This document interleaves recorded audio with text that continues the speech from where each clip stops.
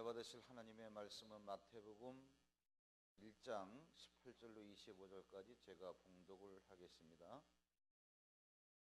예수 그리스도의 나심은 이러하니라. 그의 어머니 마리아가 요셉과 약혼하고 동거하기 전에 성령으로 잉태된 것이 나타났더니 그의 남편 요셉은 의로운 사람이라 그를 드러내지 아니하고 가만히 끊고자 하여 이 일을 생각할 때에 주의 사자가 현몽하여 이르되 다윗의 자손 요셉아 내 아내 마리아 데려오기를 무서워하지 말라. 그에게 잉태된 자는 성령으로 된 것이니라. 아들을 낳으리니 이름을 예수라 하라. 이는 그가 자기 백성을 그들의 죄에서 구원할 자이심이라 하니라.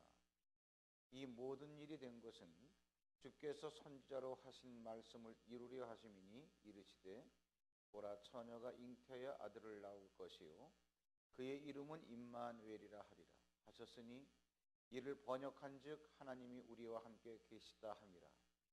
요셉이 잠에서 깨어 일어나 주의 사자의 분부대로 행하여 그의 아내를 데려왔으나 아들을 낳기까지 동침하지 아니하더니 나음의 이름을 예수라 하니라.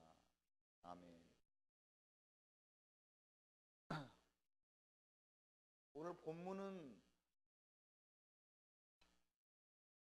크리스마스 절기에 해당되는 본문을 잡았지만 똑같은 본문을 가지고 크리스마스 날 그러한 시각으로 메시지를 다시 우리가 생각해 보기로 하고, 오늘은 이 본문을 가지고 우리 일반적으로 우리 삶에 적용할 수 있는 그러한 시각으로 한번 접근을 해보겠습니다. 오늘 읽은 성경의 내용은 이거예요. 마리아라고 하는 여자와 요셉이라고 하는 남자가 약혼을 했는데 결혼식이 아직 남아있는데 임신을 했어요. 이 사실이 발견되면서 남편 될 자 요셉이라고 하는 자에게는 고민이 생겼습니다. 왜? 내가 분명히 마리아와 동침을 하지 않았는데 임신을 했다? 그러면 이 여자가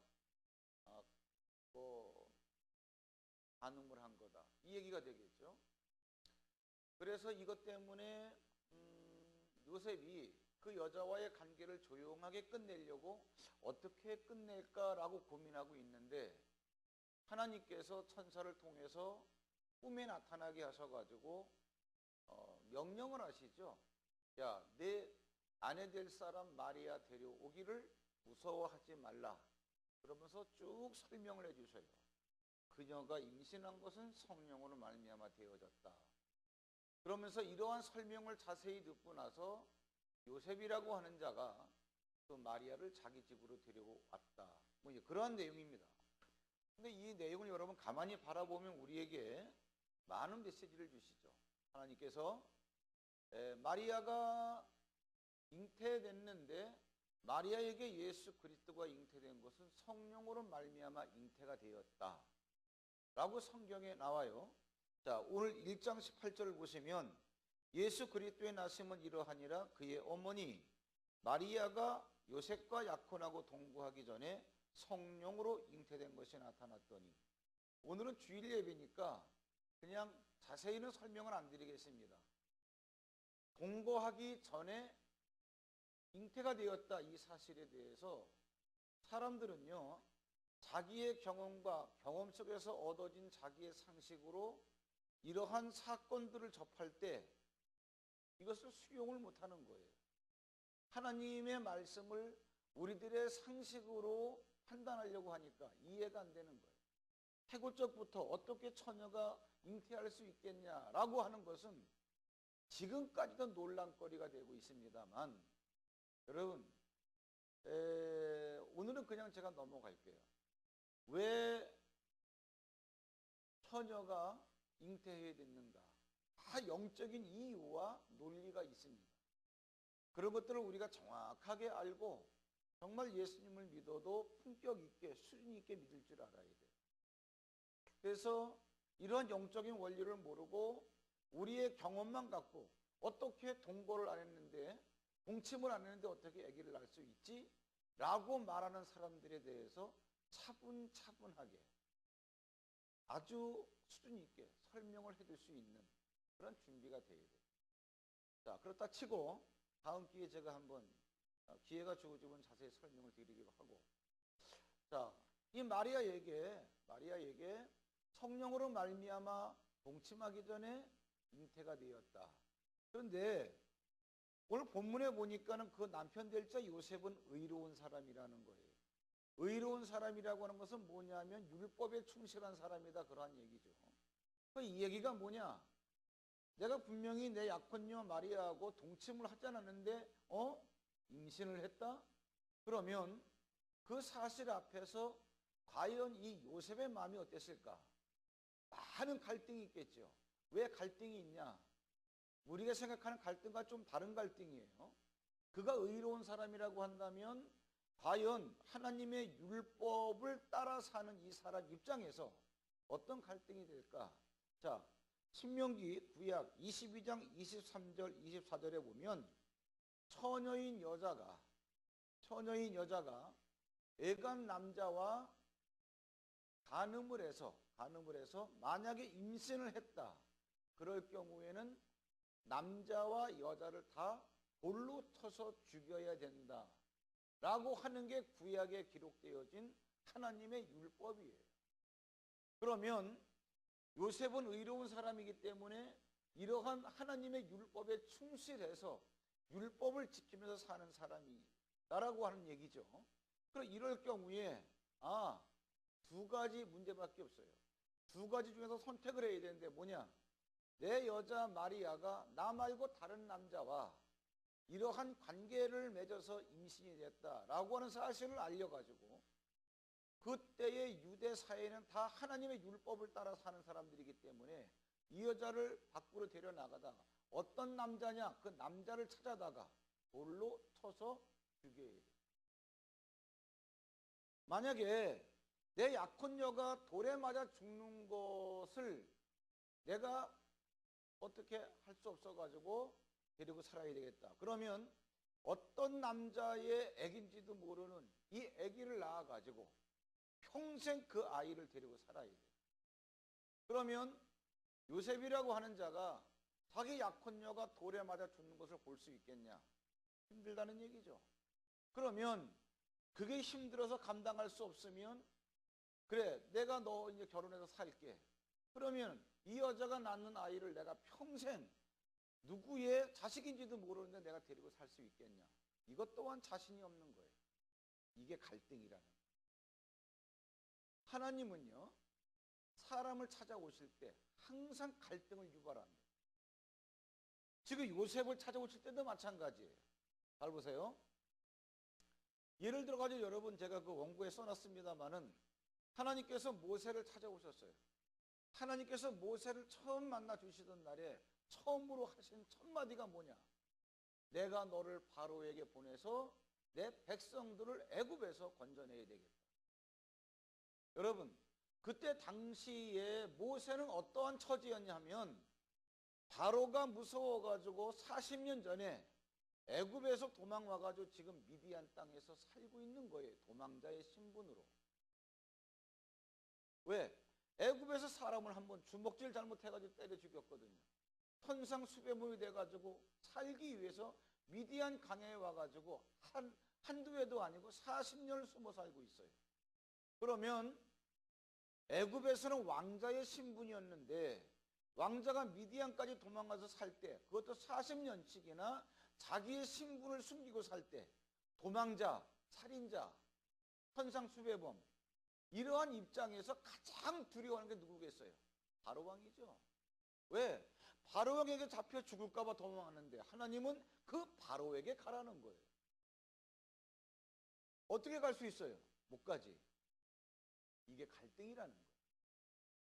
그러면 예를 들어 가지고 신약으로 얘기 한번 해보자고요. 예수님께서 베드로를 찾아오셨어요. 베드로, 안드레, 야고보, 요한 뭐 이런 사람들. 그들을 만나가지고 딱 던지는 첫 마디가 뭔지 아세요? 나를 따라오너라. 내가 너로 사람을 낳는 어부가 되게 하겠다. 여러분들은 이걸 자꾸 남의 얘기라 이거는 예수님과 베드로의 얘기야 이렇게 생각하니까 제3자 입장에서 들으니까 별 관심이 없을지 모르겠지만 만약에 하나님께서 여러분들을 찾아오셨다. 똑같습니다. 패턴은. 나를 따라오너라. 베드로가 여러분 예수를 따라갈 수 있습니까? 왜? 그때 당시에 결혼한 사람인데, 부모님을 모시고 있는데, 그러면 내가 떠나면 내가 이제까지 갈릴리 호수에서 고기를 잡아가지고 내 가정의 이 모든 식구들을 내가 부양을 했는데 내 가족을 누가 책임지느냐, 그런 얘기예요. 예수님을 따라갈 수 있어요? 없지요. 더군다나 예수가 누군지 알고 어떻게 따라가요? 우리는요, 예수가 선지자 아니야, 메시아, 그리스도 아니야, 당연히 따라가야지, 이런 행운이 어디 있어. 그럴지 모르지만 잘 생각 한번 해보세요. 제자들은 예수님을 따라다니면서도 3년 가까이 됐음에도 불구하고 예수가 누군지를 잘 몰랐어요. 풍랑이 있는 그 갈릴리 호수에서 풍랑을 말씀 한마디로 잠재웠을 때, 저분이 니인데 말씀으로 바다를 꾸짖어서 파도를 잠재우시나? 따라다니면서도 이분이 진짜 누군지를 잘 모르는 거예요. 그러면 처음 만났을 때 말할 것도 없죠. 어떻게 따라가느냐, 그 얘기예요. 내가 이 사람이 나를 따라오라 그러는데 이 사람 따라갔다가 내 인생이 어떻게 될까? 미지수란 말이에요. 따라갈 수 있겠습니까? 많은 갈등이죠. 근데 하나님께서 사람을 찾아오실 때 갈등을 유래한다, 갈등을 야기한다. 이거 공통점, 공식이에요. 여러분, 그 원고에 나오지 않은 어떤 사람이나 한번 대보세요. 다 설명해 드릴게요. 예를 들어 여러분들이 잘 알고 있는 아브라함, 처음 만나자마자 너는 고향, 이게 뭐냐, 본토, 친척, 아비 집을 떠나 내가 지시할 땅으로 가라. 지시해준 땅도 아니고 앞으로 지시할 땅, 보여줄 땅. 그냥 미리 보여주고 미리 지시해놓고 저기로 가 그러면 내 마음에 들면 갈 수도 있고 안 들면 안 가면 되는 건데 그게 어딘지도 모르고 떠나라는 거예요. 어떻게 떠납니까? 어딘지도 모르는. 항상 하나님은 사람을 찾아오실 때 그 사람으로 하여금 많은 고민을 하게 만들어요. 뭐 예를 들어가지고 신약에 나오는 여러분들이 잘 알고 있는 바울, 다메섹에 가잖아요. 왜? 예수 그리스도를 믿는 자들을 잡아가지고 감옥에 가두려고. 체포영장을 가지고 다메섹을 가는데 예수님이 처음으로 그를 만나주셨어요. 그때 계명되기 전의 이름이니까 사울이죠. 사울아, 사울아, 네가 나를 왜 핍박하느냐? 뒤에 누구십니까? 나 예수야. 그걸 예수님이 부르신 거 아니에요. 그 예수님을 믿을 수가 있겠냐고. 왜?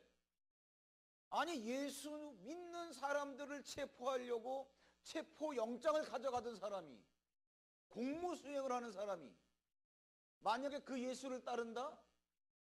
잡아야 될 사람을 체포하지 않고 그냥 온다? 어떻게 되겠어요? 완전히 매도되는 게 문제가 아니죠. 이건 매도되는 게 문제가 아니에요. 체포해야 될 사람을 공문을 가지고 가다가 그 사람들을 갖다가 체포해 오지 않는다? 오히려 그 사람들을 두둔하고 그 사람들 쪽에서 복음을 전한다? 상상 한번 해보세요. 이런 예수를 믿을 수 있겠나? 또 누구요? 뭐 성경에 나오는 어떤 인물이라 할지라도 항상 하나님이 사람을 찾아오실 때는 이러한 갈등이 야기되는, 우리 인생의 사건을 일으키시는 하나님, 그냥 재미있게 표현하자면 사고 치시는 하나님, 그 하나님이 오늘도 요셉에게 오셨어요. 어떨 때? 잘 보세요. 오늘 읽은 본문 1장 그 19절에 보시면 그의 남편 요셉은 의로운 사람이라 그를 드러내지 아니하고 가만히 끈꾸져 하여, 어차피 이렇게 된 거 이 여자 죽게 내버려 둘 수도 없고 내가 평생 살 수도 없고 그냥 약혼을 파혼하자, 점잖게. 그럼 어떻게 무슨 구실을 대가지고 파혼하지? 이것을, 자 20절에 보시면 이 일을 생각할 때 바로 이거예요. 어떻게 점잖게, 나도 괜찮고 이 여자도 괜찮고 어떻게 일들을 정리하지? 라고 고민할 때 하나님께서 뭐라고 말씀하시느냐? 내 아내 뭐라 그랬습니까?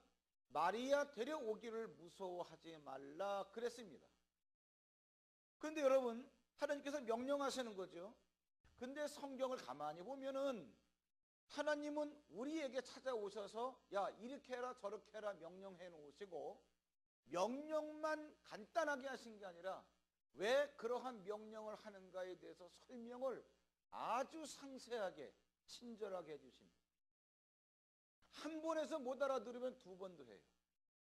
두 번 설명했는데 못 알아듣는다. 세 번도 해줍니다. 문제는 하나님이 하신 명령이 내게 그 명령을 생각했을 때 갈등이 조장되니까 갈등에 내가 매여가지고 하나님께서 친절하게 해주시는 설명을 못 알아들을 뿐이에요. 예를 들어 드릴게요.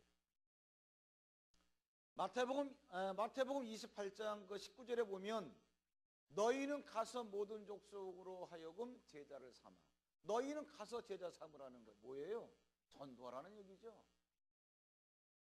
아마 오늘 여기 교회에 처음 오신 분들도 전도해야지 라고는 다 알고 계실 거예요. 근데 전도합니까? 안 해요. 안 합니까? 못 해요. 전도를 해야 된다는 건 알면서도 전도를 안 해요. 전도를 못 해요. 전도를 해야 된다는 걸 알면서도 전도를 안 하거나 못 하거나 하는 요 실존, 요 사이의 갭, 이 간격이 갈등이라는 거예요. 이게 간격이 멀면 멀수록 갈등이 크다는 거예요. 어떻게 해야 된다는 걸 알면서도 아는 대로 행동하지 않고 있어요. 이게 합해져야 갈등이 해결되는데 이게 분리되어 있으면 이게 갈등이라는 거예요. 너희는 가서 모든 족속으로 제자를 삼아. 세계 만방에 모든 사람 다녀야 돼요. 부지런히 다녀야 돼요. 전도해야 됩니다. 알아요. 그런데 전도를 안 해요. 왜 안 하느냐? 사업해야죠. 왜 전도를 못 합니까? 직장 다녀야죠. 공부해야죠.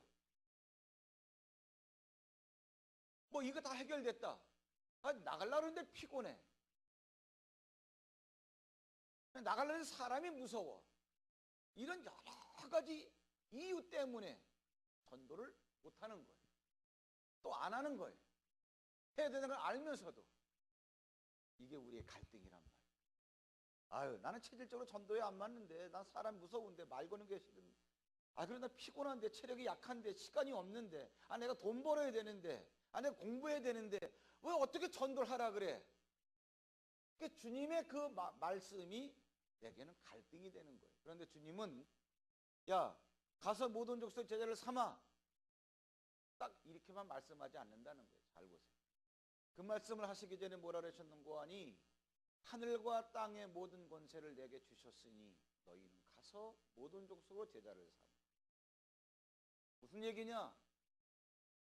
가서 모든 족속 제자를 삼아 전도해라 그랬을 때 하나님 나 사업에서 돈 벌어야 됩니다. 나 직장 다녀야 됩니다. 하나님 나 공부해야 됩니다. 나 사람이 무서워요. 이런저런 여러 가지 이유 때문에 갈등이 초래될까 봐 주님께서 말씀하시는 거예요. 네가 사업한다고 하는 거, 네가 직장 다닌다라고 하는 거, 네가 공부해야 된다라고 하는 거, 아니면은 네가 사람이 무섭다라고 하는 거, 이러한 육체적, 심리적, 금전적 많은 요인들이 있는데 그게 다 땅에 속한 거 아니냐 그 얘기야. 그런데 땅에서 되어지는 모든 일들에 대한 권세가 내게 있어. 그러니까 가서 그러한 나를 얘기해. 이게 전도라는 얘기. 그런데 전도하라 그랬을 때 이러한 설명이 다 있음에도 불구하고 갈등을 의식하니까 설명에 우리가 집중을 못하는 거야. 야, 땅의 권세뿐만 아니야. 내게는 하늘의 권세도 있어. 그러니까 가. 몇 가지 해도 못 알아들으니까 가서 아버지와 아들과 성령의 이름으로 세례를 주라. 볼지어다. 볼지어다는 뭐예요? 너희들이 볼 수 있는 증거를 갖고 내가 증명해 줄게. 볼지어다. 세상 끝날까지 내가 너희와 항상 함께 있으리라. 어떤 분이 하늘과 땅의 권세를 가지신 분이 나와 함께 하면 내가 사업할 때도 내가 전도하겠다라는 마인드를 가지고 내가 일을 하면 항상 내 사업에서 나와 함께 해주시겠다는 거예요. 이러한 설명을 왜 이렇게 친절하게 해놓으시느냐고요. 이 설명을 알아듣고 네가 깨달으면 내가 너한테 하는 명령 전도하라는 거 하라고 그러시는 거예요. 요셉에게도 마찬가지예요. 어떻게 하면 이 마리아와 그냥 관계를 깔끔하게 정리하지 고민하고 있는데 하나님께서 야 마리아 무서워져 봐 데려와. 데려올 수가 없어요. 두려워서 어떻게 데려옵니까? 왜? 뭐가 두려우냐? 다른 게 두려운 게 아니에요. 마리아가 지금 도래마다 죽겠습니다. 아니 내가 그래도 어쨌든 약혼녀인데 내 약혼녀가 뭐 잘못했다 치더라도 그 약혼녀가 도래마다 주는 걸 어떻게 내가 감당하느냐 그 얘기. 이 얘기. 그럼 여러분 요셉에게는 일단 뭐 그것만 견디면 돼요. 그러나 사람들이 뭐라 그랬습니까? 이 자식 그래도 뭐 율법 충실하게 지킨다고 그렇게 의롭다고 소문났는데 결국은 저 끼 있는 여자하고 이렇게 된 거야 이거? 얼마나 빈정거리겠어요. 왜? 거기도 체면문화란 말이에요. 이러한 사람들의 반응이 두려운 거죠. 이것저것 다 그냥 없앨래니까 그럼 내가 끌어안고 살아야 되는데 어떻게 평생 그 자식을 보면서 살아요. 그 도량은 안 되는 거고 이게 다 무서운 거예요. 하나님은 데려오라 그러지. 하나님 말씀대로 데려오려니 이런 것이 두렵지. 이 갈등이. 이럴 때 하나님께서 설명을 해줘요. 뭐라고? 보세요. 그 20절에 뭐라 그러는 거 아니? 그에게 잉태된 자는 성령으로 된 것이라. 야, 애간 남자하고 관계했기 때문에 임신된 게 아니라 성령, 하나님의 영이 그에게 오셔서 잉태하게 한 것이니까 너 그것 때문에 질투하거나 그것 때문에 자존심 상하거나 그것 때문에 기분 나빠하지 마라 그 얘기예요. 설명을 해주셔요. 한 번에 설명으로 끝나겠습니까? 아니잖아요. 21절. 아들을 낳으리니 이름을 예수라 하라. 이는 그가 자기 백성을 그들의 죄에서 구원할 자 이심이라 하니라. 뭐냐? 사람들이 다 죄 가운데 빠져 있는데 죄 가운데 빠져 있는 사람들의 죄를 해결하고 그들을 구원시켜 주려고 하나님께서 그러한 계획 때문에 마리아에게 이 예수를 잉태하게 했다 그 얘기. 바로 그 얘기하는 거예요. 그걸로 끝납니까? 아니잖아요. 그 다음에 보세요. 22절에 이 모든 일이 된 것은 주께서 선지자로 하신 말씀을 이루려 하심이니 이르시되 보라 처녀가 잉태하여 아들을 낳을 것이요 그의 이름을 임마누엘이라 하리라 하셨으니 뭐냐? 옛날에 구약의 이사야 7장 4절에서 보라 처녀가 잉태 아들을 낳으리니 옛날에 예언해놨잖아. 옛날에 예언해 놓으신 그 말씀이 이젠 때가 돼서 내 약혼녀 마리아를 통해서 그 말씀을 성취하시려고 하는 거야 라고 설명을 해주는 거예요. 이걸로 끝나겠습니까? 보세요. 그 다음에 23절 후반부에 보시면 이를 번역한 즉 뭐예요? 임마누엘을 번역하면은 하나님이 우리와 함께 계시다 합니다. 무슨 얘기냐? 하나님께서 사람들과 함께 계시길 원하는 거예요. 그러나 사람들에게 있는 죄 때문에 함께 하고 싶어도 하실 수가 없어. 그러면 예수를 보내주셔서 예수에게 죄를 감당하게 하신 다음에 죄가 해결된 우리들에게 하나님이 들어오셔서 함께 계시기 위해서 이걸 뭐예요? 임마누엘. 그러면 네 약혼녀가 이처럼 예수를 잉태함으로 말미암아 하나님이 사람들과 함께 하실 수 있는 임마누엘의 사건이 성취가 된다. 야, 지금 네 약혼녀는 이러한 일을 엄청난 하나님의 큰 프로젝트를 성취하는 데 있어서 얼마나 놀랍게 쓰임받는 인물인데 너 이거 감당해야지. 이걸 모르니까 이 여자 데려오면 뭐 돌에 맞아 죽어요 뭐 어쩌요 뭐 이런 두려움 때문에 이 여자 데려오는 걸 포기할 거냐 그 얘기예요. 이 얘기를 쭉 알아들은 다음에 요셉이 마리아를 데려옵니다. 마리아를 데려와서 예수 출생할 때까지 동침하지 않았다 이런 얘기가 나오는데 자 좋아요. 받아들일 수 없는 갈등 앞에서 하나님의 말씀을 쫙 깨달은 다음에 믿음을 갖고 순종했을 때 하나님께서 그에게 주시는 복이 뭡니까? 요셉에게 주시는 복은 하나님이 그와 함께 계시다라고 하는 임마누엘의 복을 주시는 뭐냐? 그러고 난 다음에 이제 예수가 쭉 태어나실 때 보면은 그 마태복음 2장으로 쭉 넘어가면은 예수님이 태어나실 때 동방으로부터 박사들이 별을 보고 찾아오지요. 그리고 예루살렘 그 왕궁에 들어가서는 뭐라 그러는 거 아니?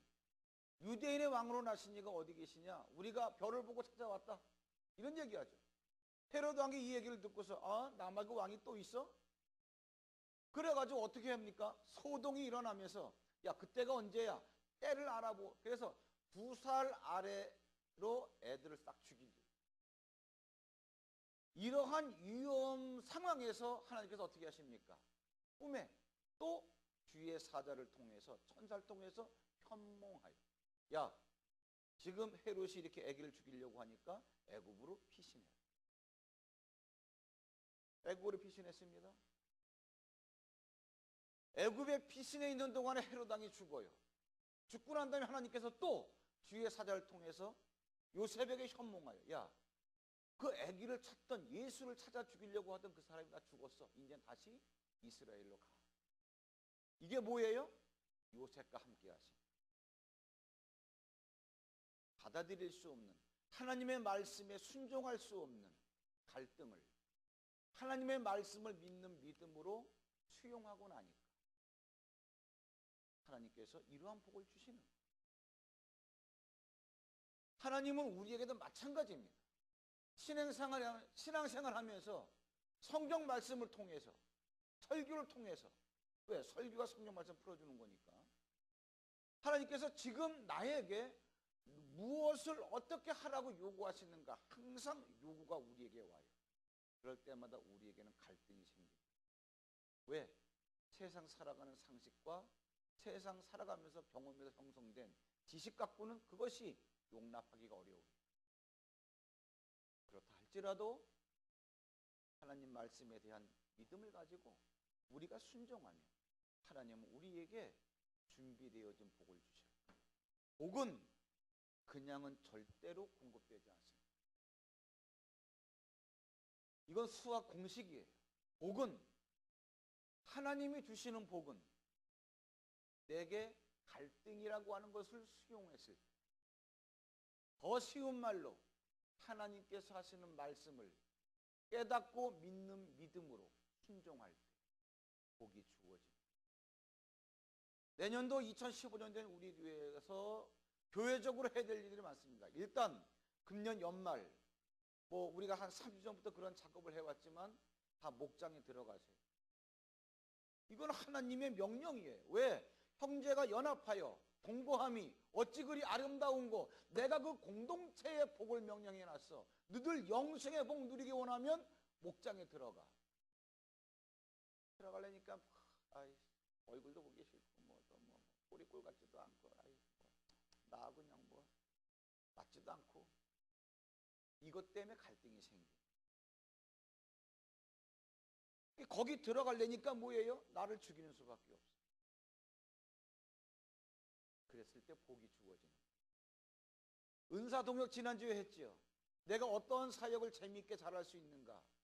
배치된 사역을 가지고 이제 우리가 내년 초부터 이제 실시가 될 건데 간단하게 예배만 드리고 가면 되는 거지. 또 밥 주면 밥 먹고 가면 되는 거지. 또 일을 해라 마라 또 헬렌이 귀찮고 내가 교회 가서 쓰레기 죽게 생겼어. 저기 피아노 보라고. 피아노 보면은 먼지가 뽀얗게 앉았어. 내가 이겸희 권사님 손바닥을 갖다 하면 싹 쓸어줄까 생각해. 그 생각도 한번 해봤어. 건반만 때리고 다니지 딱 그러면 저거는 그래 생각을 했어. 치는 사람은 치기만 하고 닦는 사람 따로 두자 이 생각을 했어요. 이게 다 뭐냐면 이게 다 은사동역이에요. 예. 그런데 이거 하려니까 귀찮고 꼭 해야 되나 이게 갈등이에요. 그러나 여러분 우리가 은사동역을 왜 해야 되는가에 대해서 우리가 쭉 설교를 해왔습니다. 그렇죠? 우리 모두가 다 그리스도의 몸이란 말이에요. 몸에는 여러 가지 지체가 있잖아요.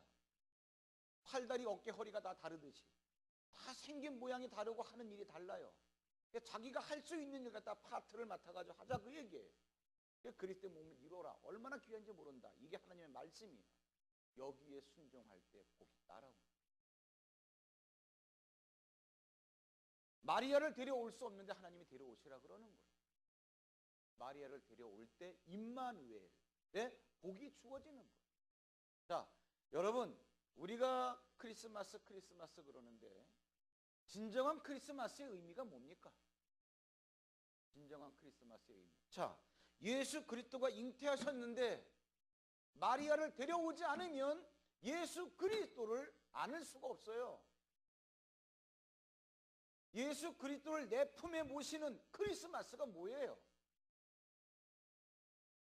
갈등 앞에서 하나님 말씀 따라 순종하는 게 진정한 크리스마스. 진정한 크리스마스가 뭐예요? 마리아를 데려오는 게 진정한 크리스마스. 뭐가 마리아를 데려오는 것인가 다 아실 테고, 여러분 삶 속에서 이제는 나는 말씀을 알고 있다, 이거와 그 말씀대로 내가 행한다 하는 것을 간격을 좁혀가셔서 하나 되게 만들고, 요게 크리스마스입니다. 요게 마리아를 데려오는 거예요. 요럴 때 하나님께서 주시기로 작정된 복이 여러분들에게 공급되어집니다. 그래서 이제는 알고 있는 말씀과 행하는 여러분의 신앙 행동이 일치가 되는 귀한 임마누엘, 마리아를 데려올 줄 아는 그런 행동하는 신앙이 되시길 주의 이름으로 축원합니다.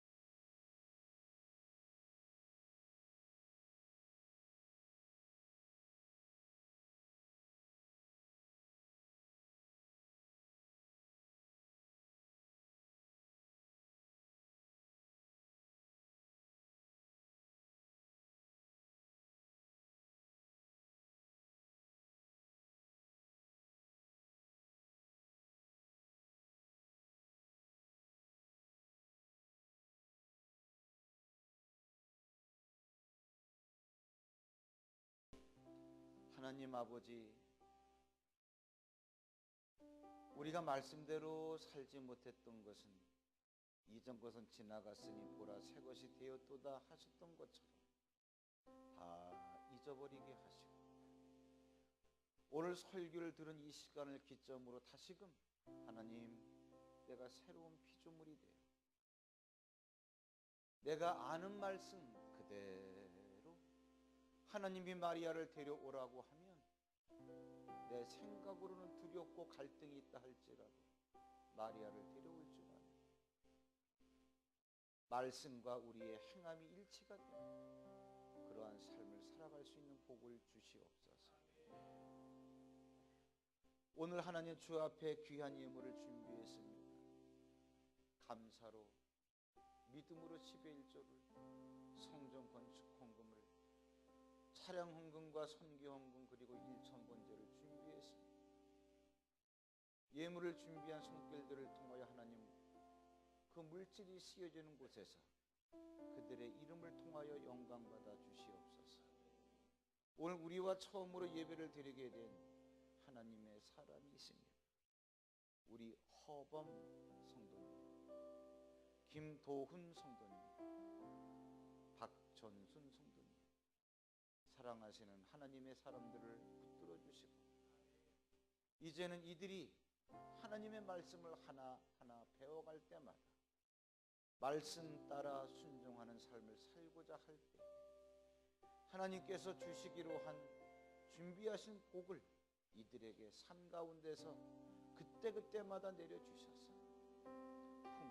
풍성한 인생을 살 수 있는 참으로 후덕한 삶이 될 수 있도록 인도하여 주시옵소서. 이제는 우리 주 예수 그리스도의 은총과 하나님 아버지의 극진하신 사랑, 성령님의 감화감동 교통 역사하심이 이제는 마리아를 데려오라고 하면